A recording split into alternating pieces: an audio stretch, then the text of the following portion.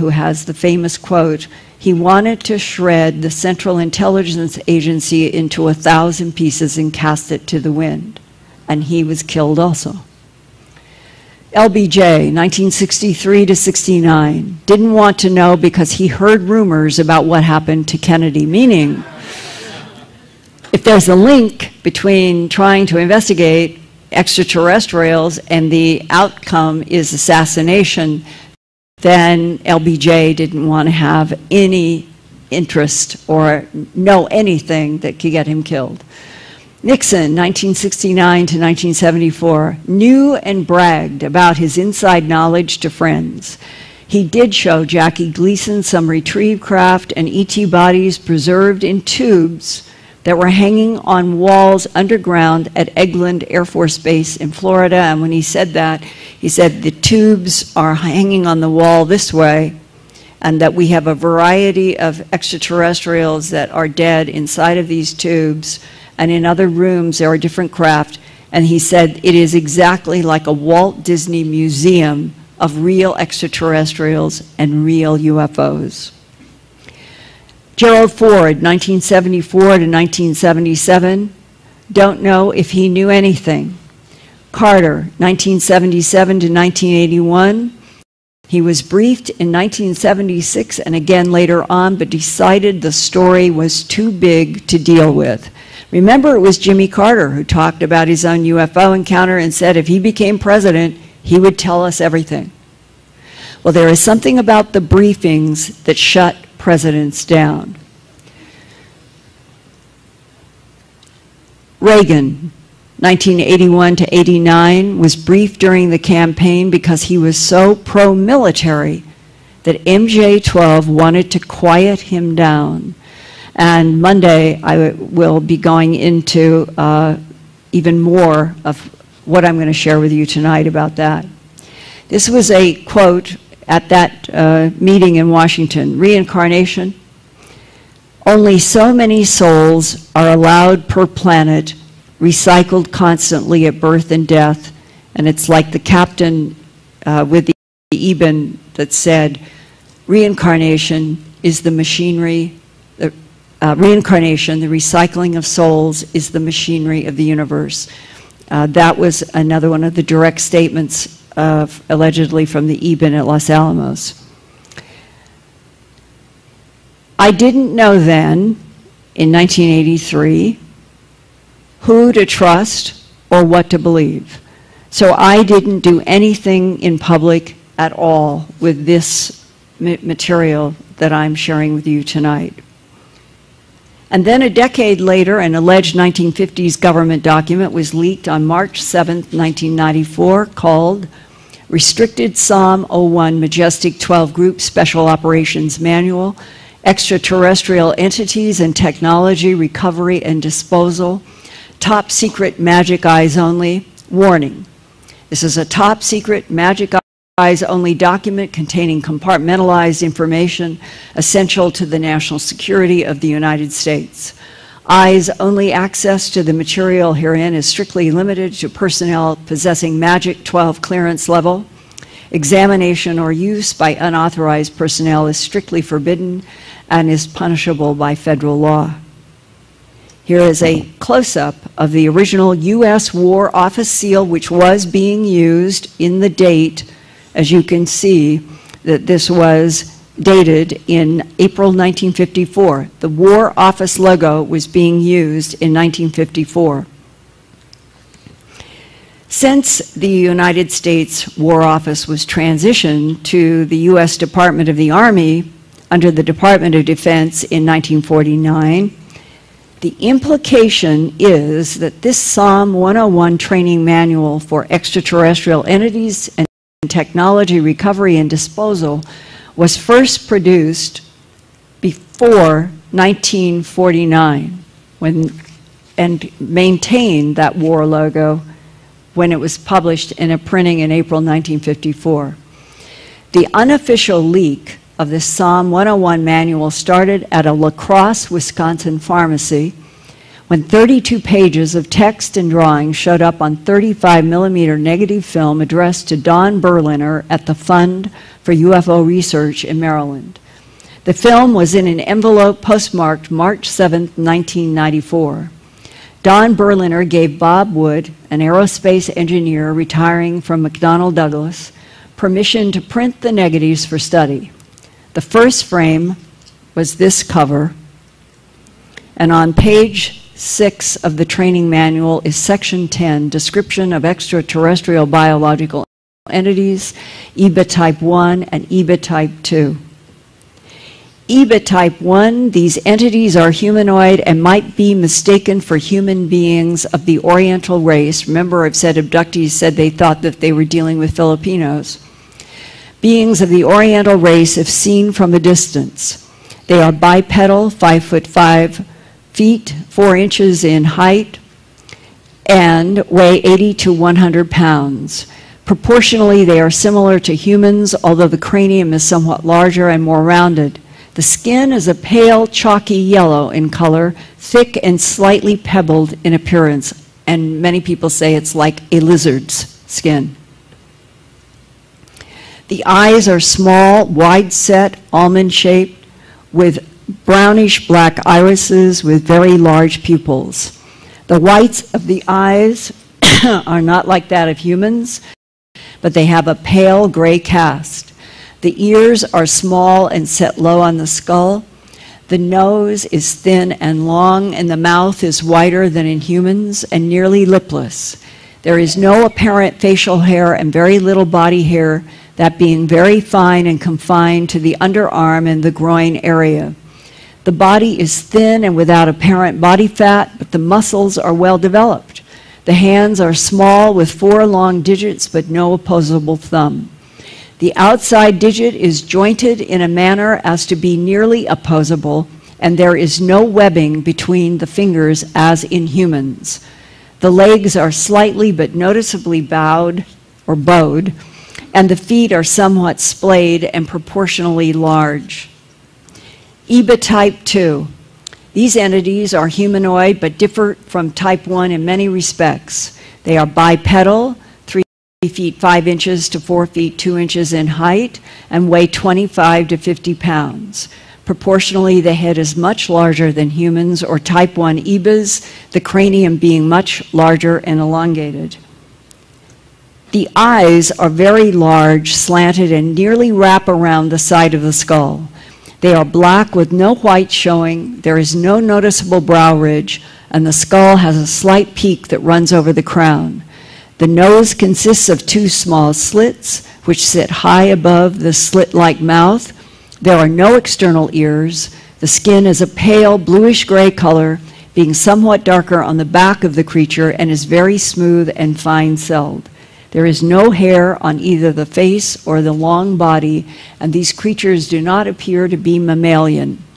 The arms are long in proportion to the legs, and the hands have 3 long tapering fingers and a thumb which is nearly as long as the fingers. The second finger is thicker than the other. Think of Spielberg, E.T. Maybe he was trying to tell us something. Remember this finger that had the red bulb that would come on, and it was thicker? Probably some of these details from these manuals were given to Spielberg. The second finger is thicker than the other, but not as long as the index finger. The feet are small and narrow, and 4 toes are joined together inside of a membrane. In mutilations in New Mexico and Colorado, at mutilation sites, twice, there have been tracks that have been written in law enforcement that it looked like there were ice cream cone tracks near the mutilated animal's body. These feet are small and narrow, and 4 toes are joined together inside of a membrane. That would be the ice cream cone that tapers down to a very tiny heel. Those prints have been photographed at mutilation sites. It is not definitely known where either type of creature originated, but it seems certain that they did not evolve on Earth. It is further evident, although not certain, that they may have originated on 2 different planets, close quote, from the short taxonomy in the Psalm 101 training manual, which everybody, Bob Wood, Stanton Friedman, all of us who have dealt with this since it was first released in the 35 millimeter negative, we are convinced this is real, this is a leak, that the Psalm 101 was a training manual being used for crews that were going out to retrieve craft and extraterrestrial bodies, dead and alive. Today, I can add the probability that EBA-1 types genetically manufactured EBA-2 types to do work on this planet. And that means abductees have usually been handled by the small, large, black-eyed little guys, not the prime EBA intelligence behind the genetically cloned biological entities or androids. The cloned biological entities of various types made by EBANs and other extraterrestrial types recently emerged with more details about 5 different non-human species allegedly presented in a briefing for US President Ronald Reagan. This release, 27A Reagan briefing, was included in a series of 35 reports from 2005 to 2007, posted in order, quote, to facilitate the gradual release of confidential documents pertaining to a top-secret exchange program of 12 U.S. military personnel to Serpo, a planet of Zeta Reticuli, between the years 1965 to 1978. The information began to be released on 2 November 2005 by a retired senior official within the U.S. Defense Intelligence Agency, known as DIA, who calls himself anonymous. Until he chooses to make his name known, this is the way he will be represented here. Anonymous reports that he is not acting individually and is part of a group of 6 DIA personnel working together as an alliance, 3 current and 3 former employees. He is their chief spokesman, close quote. The following excerpts are allegedly from a transcript of a tape recording made at Camp David, Maryland for President Ronald Reagan on March 6 and March 8, 1981 about the subject of, quote, unidentified flying objects and extraterrestrial visitation of Earth, close quote. Leading the discussion was William Casey, along with CIA advisors and a caretaker of the ET history. Casey was Reagan's campaign manager in 1980, and President Reagan asked Casey to become the CIA director from 1981 to 1987. That means that this briefing, March 6 to 8, 1981, was only 2 months after Ronald Reagan first took office on January 20th, 1981 as President of the United States. The caretaker. The United States of America has been visited by extraterrestrial visitors since 1947. We have proof of that, close quote. That is not the truth to the President of the United States. There were crash retrievals at least as early as 1941 at Cape Girardeau, Missouri. How many others were there before 1947? We know that in February of 1942, in the famous Battle of Los Angeles, that there were documentation between FDR and the Secretary of War, George Marshall, that on that night, that all that artillery was photographed and made the front page of the Los Angeles Times and was tied into, were the Japanese now getting to the shores of California and the United States after what they had done at Pearl Harbor? And what was in the photograph was a diamond, a glowing white diamond with all of this artillery flak going up against it.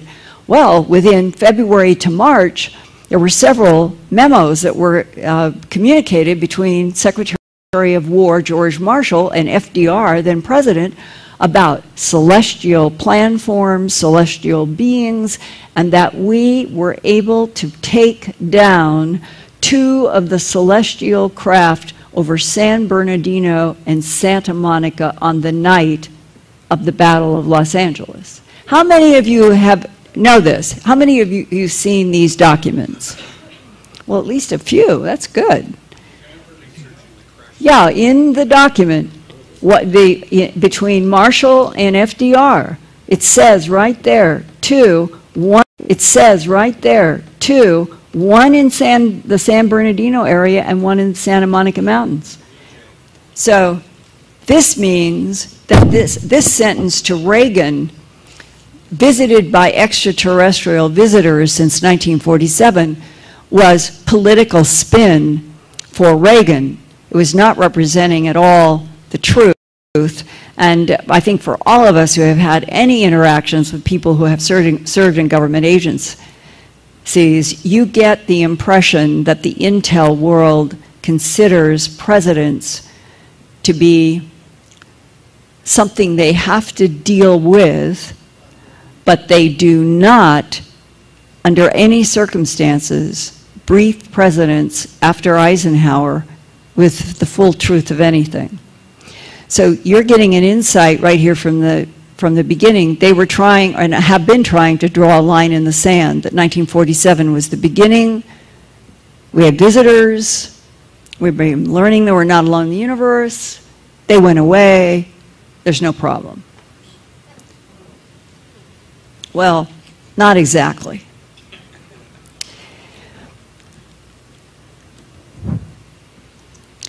The caretaker.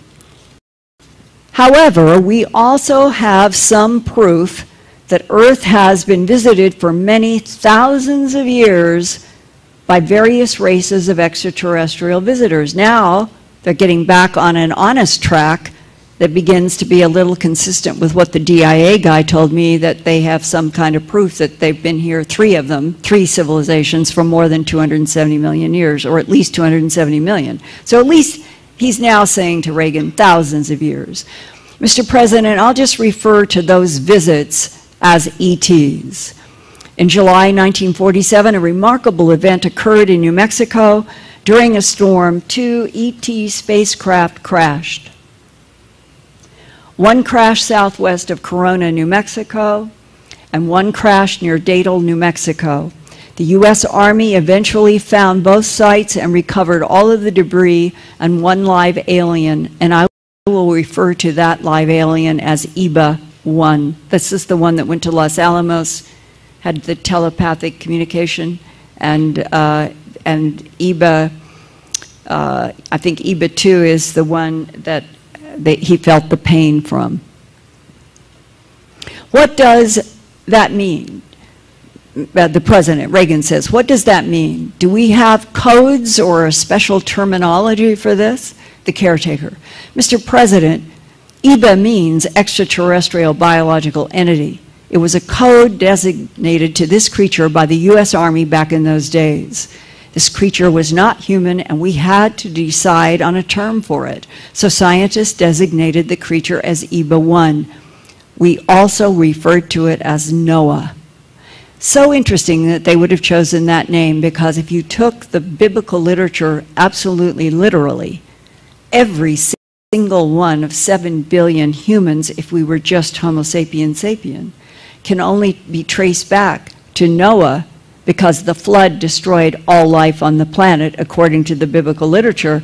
That means every single primate, human after, from Noah, is only linked back to Noah. Noah would be the new Eden. There was different terminology used by various aspects of the U.S. military and intelligence community back then, meaning 47. President Reagan, can we classify them? Can we connect them with anything earthly? The caretaker, no, Mr. President, they don't have any similar characteristics of a human, with the exception of their eyes, ears, and a mouth. Their internal body organs are different. Their skin is entirely different from human. We could not classify any part of the aliens with humans. They had blood and skin, although considerably different than human skin. Their eyes had 2 different eyelids, probably because their home planet was very bright. President Reagan, is time the same on their planet as ours? That's a very unusually sophisticated question for Reagan, I thought. caretaker. No, Mr. President, time is very different on the Eben planet, which, by the way, we call Serpo. And I looked up. Serpo in Latin means to creep or crawl, and I think that all of the strange skin and internal organs of the Ebens is reptilian. Their day is approximately 40 hours. That is measured by the movement of their two suns. The solar system containing Serpo is a binary star system, or two suns rather than one, like our solar system, the caretaker. The distance from Earth to Serpo is about 40 light years. They can travel that in about 9 of our months. I'm no scientist, but as I mentioned earlier, they can travel that great distance by means of space tunnels. They seem to be able to bend the distance from one point in space to another. Just how they do this must be explained scientifically. Ronald Reagan. Are they all friendly? That's what we would all like to know. Advisor number 1. Mr. President, that is a very difficult question to answer. There are many parameters that we follow to evaluate the threat. However, we have little intelligence on 4 of the 5. We have plenty of intel on the Ebens. They've given us everything we ask for. Interesting that the Ebens are defined as our maker, and they are the ones that are collaborating with the human government the most. They have also helped us to understand the other 4 species. I'm afraid to say, Mr. President, and please don't misunderstand my words, but we think one of the species is very hostile. William Casey, Director of the CIA. Mr. President, we have intelligence that would indicate this one species of aliens have abducted people from Earth. They have performed scientific and medical tests on these humans. To the best of our knowledge, no humans have been killed. But as advisor number 1 stated, the intelligence is from witnesses, and we have not thoroughly evaluated this intelligence. We have captured one of these hostile aliens. This gets into some very, very sensitive areas, Mr. President. I strongly suggest we end this discussion and move on to any further questions that you might have, and then get back to this. I don't think we are prepared to provide you with accurate answers to your questions about the potentially hostile aliens at this time, which was March 6 to 8, 1981. And I want to do the break here because there's much more to go, and I'm going to do it in Monday, because the issue of one hostile alien and 4 others of which they define 3, 1 Eben, and the next 2 made by the Ebens, so that 3 of 4 that are considered not dangerous are all made, are Ebens or made by Ebens. The 4th is not identified for reasons unknown. The 5th is this strange hostile one, and I will pick up there on Monday for the 3-hour intensive. And I would like to ask, before we close out, how many of you, and I'm serious, I really want your help, how many of you think that what I presented tonight is helpful or hurtful?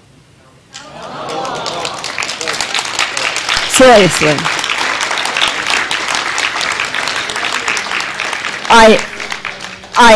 I just want you to know how much I agonize about, in the public, I want the truth out. But put yourself in my shoes. I don't want anybody to leave this room feeling scared. I'm not. I'm not scared. I do not feel any fear.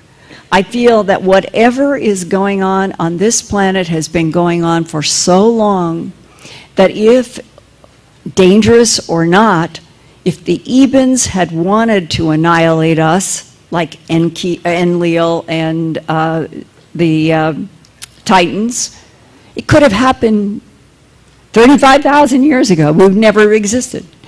And there was a very wonderful woman who came up to me before I started, and she asked a question which I hope we can all talk about tomorrow, because you could help me in this dynamic. And she said, if we were made by extraterrestrials, do we have a soul? And why a discussion about soul recycling if we didn't have a soul? And if we have a soul, how did we get a soul if extraterrestrials made us? That really does go to the heart of a certain kind of angst in all of this. And I would like on Monday to share with you some things that have been shared with me along those lines, and to leave you tonight with a sense that I have always had since I was 21 years old, hiking in mountains in Idaho. And I was on a mountain. I had hiked it many times before. My brother and a cousin were down on a river. And I got up to the top of the mountain. I loved hiking this mountain. And the sun was going down, because I did these hikes in the morning and the afternoon. And I noticed that there were these orange beams of light that were coming down through the ponderosa pine, and they seemed to have substance to them. And I remember that the thought that went through my head was, I have never seen light so beautiful. And I started walking toward these beams, and it was like I went into 96 frames very slowly. I have no memory of reaching the beams. And the next thing I know, it is a bit of missing time, but I don't associate it at all with non-humans. I associate it with something in the divine field. I'm down further on the hill, and I see one of the little June summer flowers is pulsing light, and it was an orchid white light, and it had sparks coming off, and it was right down by my foot. And I didn't feel fear as much as I want everything to come back to normal. And I started running, thinking I'll run and then everything will be normal and I won't have to worry about the pulsing light flower. And when I stopped, every flower, as far as I could see, was pulsing this light. And behind me, the mountain that I'd come down looked just like Van Gogh's painting at the end of his life when he had the energy, Starry Night. Just exactly like that. And the whole mountain seemed to be breathing. It actually had an up and down. It was not subtle. It really seemed to be breathing. And there were stars because the sun had gone down, and up there in the mountains you can see a few little early stars when the sun goes down. They're pulsing the same orchid white light as the flowers. And suddenly, this feeling of pressure, it actually seemed to have a slight temperature. I had been standing there absolutely stunned and in awe of what is happening around me, when it felt like this warm jello lifted up my arms and my hands, and I found my hands in front of me. I had nothing to do with this, meaning I was not lifting my hands, something else was. And as my hands got in front of me came this thought voice, as clear as can be: you are one with the light is one with you, and you are in the hands of God forever. And then, well, I'm sharing this because I want you to have these words, because I think this does apply to all of us in the big picture. When my hands were released, I still am not in control, my hands are released, and it was like a rheostat, 10-9, like 10 seconds. Very slowly, all of the pulsing light and the breathing mountain, it just, like that. And now I'm standing in the same place. I haven't moved. Reality is back. I wanted things to be normal.